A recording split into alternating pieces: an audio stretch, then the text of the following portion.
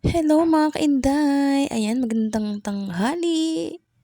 Another day, another vlog of cooking ulam serye. Ayan mga kainday, magluluto lang tayo dyan ng chicken curry. At syempre, para maiba naman, nilagyan ko siya ng egg. Ayan mga kainday, naggisa lang tayo dyan ng bawang sibuyas, nilagyan ko siya ng luya. And then, nilagay ko na yung chicken.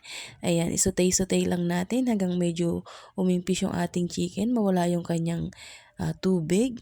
Ayan, then lagyan ko na siya dyan ng curry powder. And then, sasutay ulit natin yan hanggang sa maluto yung ating curry powder hanggang sa siya ay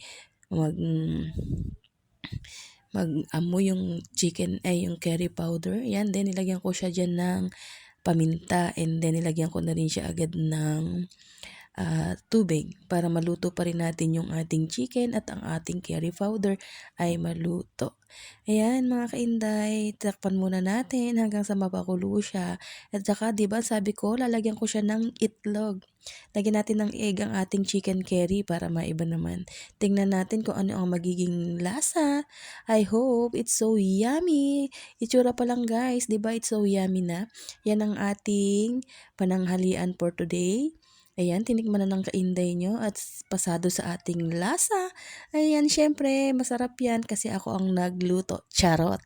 Yan na guys, ang ating lunch for today, ang chicken curry.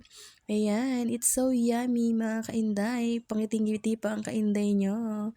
It's so yummy. Yan na guys, ang ating ulam. Looks like yummy, delicious. Ayan na guys.